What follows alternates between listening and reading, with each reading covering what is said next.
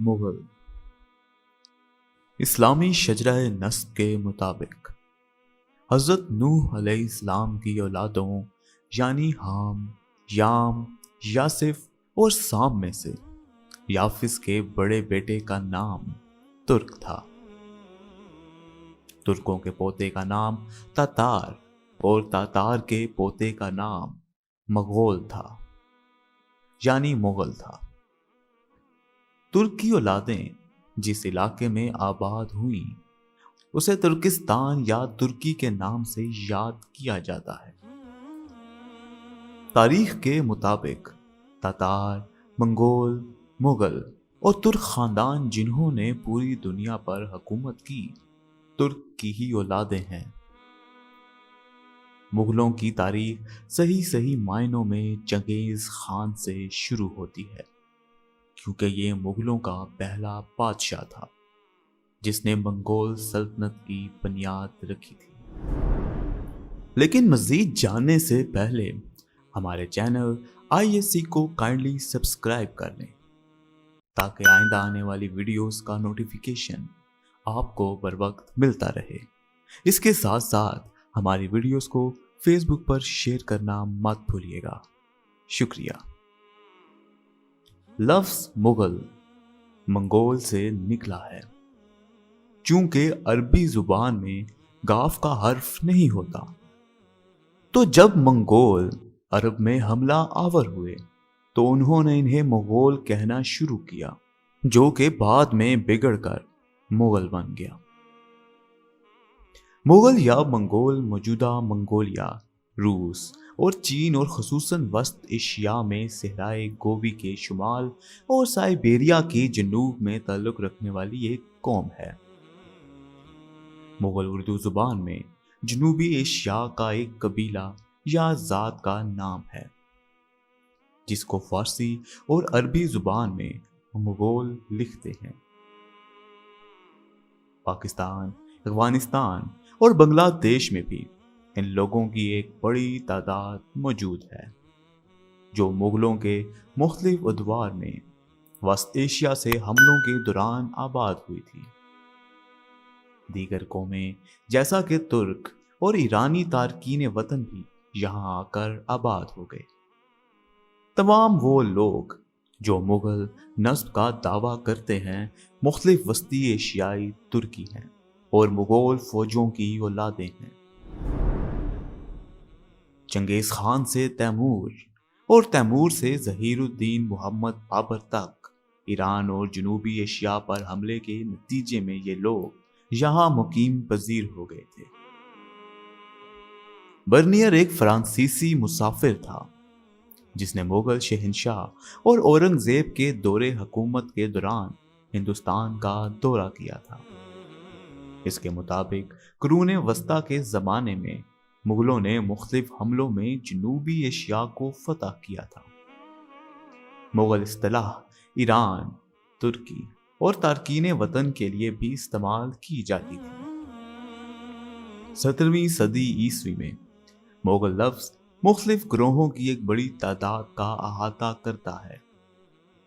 आमतौर पर भारत की तमाम मरकजी एशियाई तारकीन वतन Uzbek, Chughtai, Tajik, कपचाक, Barlas, काजिक, तर्कमन, Kyrgyzstan या अफगानों और कफकास के तारकीन वतन के लिए भी मुगल लफ्ज इस्तेमाल किया जाता था। इस वक्त मुगलों की कुल आबादी 1 करोड़ के करीब है जो मुगल जुबान बोलते हैं। मंगोलिया में कुल 2.7 मिलियन, चीन के मुल्हक्का सूबे में 5 मिलियन और रूस में 1 मिलियन मंगोल मौजूद हैं। तारीख़ आलम में मुगल की अव्वलीन मशहूर शख्सियत चंगेज खान थी। इसकी पैदाइश 1160 ईस्वी में हुई और वफात 1227 में हुई थी। मंगोलिया कबीले 20 साल तक एक दूसरे से लड़ते रहे। आखिरकार तकरीबन 27 मंगोल कबीले तमोजिन नामी एक खान की सरबराही में मुत्तहिद हो गए। بعد میں ترکی مسلمان بھی اس اتحاد میں شامل ہو گئے۔ ان ترکی قبیلوں کو تاتار کہا جاتا تھا، اس لیے جب منگول اور تاتار لشکروں نے یورپ کا رخ کیا تو وہاں انہیں مجموعی طور پر تار کہا جانے لگا۔ سن 1206 عیسوی میں منگولوں نے تموجن کو چنگیز خان کا لقب دے دیا، اور اس لقب کا مطلب عالمگیر حکمران ہے۔ اس کے علاوہ اسے خاقان یعنی عظیم خان کا لقب بھی دے دیا گیا۔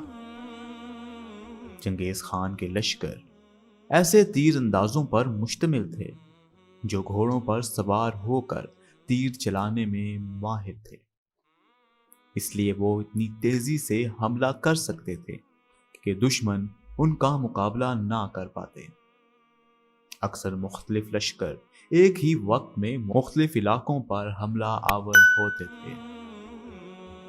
ناظرین، چنگیز خان نے چین کے مشرقی ساحلوں سے لے کر یورپ کے وسط تک ایک عظیم الشان سلطنت قائم کی تھی۔ یہ تاریخ عالم کی سب سے بڑی سلطنتوں میں سے ایک تھی، جو مغرب میں ہنگری، شمال میں روس، جنوب میں انڈونیشیا اور وسط ایشیا کے بیشتر علاقوں مثلا افغانستان، ترکی، ازبکستان، کرغزستان، آرمینیا، روس، ایران، پاکستان، چین اور بیشتر مشرق وسطی پر مشتمل تھی۔ 1227 عیسوی میں جب چنگیز خان مر گیا تو وہ وسطی ایشیا، شمالی چین اور مشرقی فارس کا کچھ حصہ فتح کر چکا تھا۔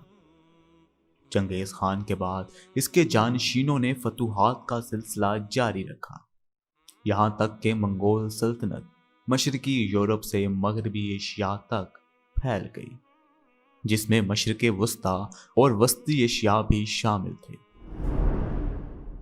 مغلوں میں دوسرا سب سے بڑا بادشاہ امیر تیمور تھا۔ اس کی پیدائش 1336 اور وفات 1405 عیسوی میں ہوئی۔ تیمور ایک منگول قبیلے برلاس سے تعلق رکھتا تھا۔ برلاس قبیلہ کیات قبیلے کی ذیلی شاخ ہے، جس کا چنگیز خان کے خاندان سے قریبی تعلق تھا۔ تیمور لنگ کا تعلق سمرقند سے تھا۔ تیمور نے اپنی زندگی میں 42 ممالک فتح کیے۔ وہ دنیا کے چند نادر لوگوں میں شامل ہوتا ہے۔ فتوحات کی وسعت کے لحاظ سے تیمور کا شمار سکندر اعظم اور چنگیز خان کے ساتھ دنیا کے 3 سب سے بڑے فاتح سپہ سالاروں میں ہوتا ہے۔ فتوحات کی کثرت میں وہ شاید چنگیز خان سے بھی بازی لے گیا تھا۔ وہ مسلمان ہونے کے باوجود خون ریزی اور صفاقی میں چنگیز خان اور ہلاکو خان سے کم نہیں تھا۔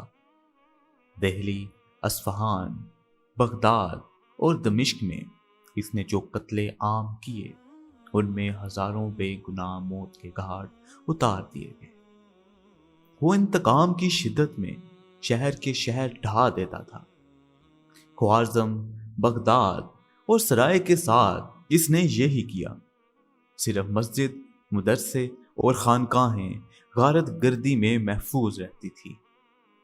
حقیقت یہ ہے کہ اس معاملے میں منگولوں کی طرح وہ بھی اللہ کا عذاب تھا۔ اب ہم پاک و ہند کی طرف آتے ہیں۔ برے صغیر پاک و ہند کی بات کی جائے تو شہنشاہ بابر کے دور سے مغلیہ سلطنت کا قیام ہوا، اور اس کے ساتھ مغل پورے برے صغیر میں پھیل گئے، اور ان کی تعداد میں خاطر خواہ اضافہ ہوا، اور مغل پاک و ہند میں باقاعدہ بسنا شروع ہو گئے۔ مغلیہ سلطنت 1526 عیسوی سے 1857 عیسوی تک برے صغیر میں حکومت کرنے والی ایک مسلم سلطنت تھی، جس کی بنیاد ظہیر الدین بابر نے 1526 عیسوی میں پانی پت کی پہلی جنگ میں دہلی سلطنت کے آخری سلطان ابراہیم لودھی کو شکست دے کر رکھی تھی۔ مغلیہ سلطنت اپنے عروج میں تقریباً پورے برِ صغیر پر قابض ہو گئی تھی۔ یہی موجودہ دور کے افغانستان، پاکستان، بھارت اور بنگلہ دیش کے ممالک پر مشتمل خطے پر ان کی حکومت تھی۔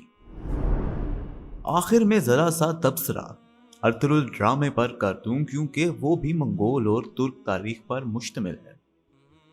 میرے لیے حیران کن بات ہے کہ صرف ایک کائی قبیلے کی محنت اور قربانیاں دکھانے کے لیے ترکوں نے سینکڑوں گھنٹے کا ڈرامہ بنا ڈالا، جبکہ اس دور میں اور بھی کئی ایسے جنگجو کردار گزرے ہیں۔ ڈرامے میں دکھایا گیا ہے کہ ارطغرل غازی نے جب منگولوں کا خاتمہ کرنے کے لیے فیصلہ کن جنگ کا ارادہ کیا تو اس وقت تمام ترک قبائل خراج کی مدد میں اپنی دولت کا بڑا حصہ منگولوں کو دیتے تھے۔ ارطغرل غازی نے منگولوں اور بازنطینی عیسائیوں کے ہتھیاروں کی ترسیل کے لیے کئی قافلے لوٹے۔ بس فرق صرف اتنا تھا کہ منگول اور بازنطینی اپنے لیے لوٹتے تھے اور ارطغرل غازی اللہ کی راہ میں خرچ کرنے کے لیے لوٹتے تھے، تاکہ جہاد کے ذریعے اسلامی روایات اور اقتدار کو زندہ رکھا جا سکے۔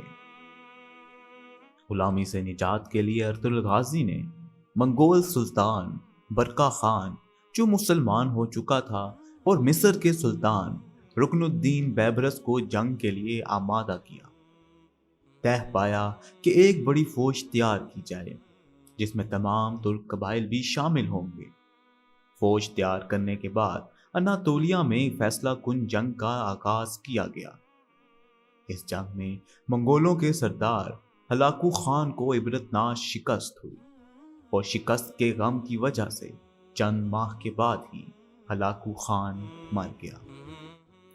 اس ڈرامے میں جہاں منگولوں کو بہت برا اور قہر والا دکھایا، وہاں یہ بھی بتایا گیا ہے کہ منگول سلطان برقع خان نے کس طرح ارطغرل غازی کی مدد کی اور اسلام کے لیے مشکل مول لی، جبکہ تاریخ بتاتی ہے کہ اگر برقع خان ارطغرل غازی کی مالی اور فوجی مدد نہ کرتا تو بہت کم افرادی قوت ہونے کی وجہ سے ہلاکو خان سے جنگ جیتنا ناممکن تھا۔ ناظرین، ایک تحقیق کے مطابق مغل قوم کی تعداد ہمارے قریبی ممالک میں کچھ اس طرح سے ہے: بھارت میں 14,76,000، پاکستان میں 11,50,000، بنگلہ دیش میں 39,000، افغانستان میں تقریباً 200 اور نیپال میں تقریباً 1,000۔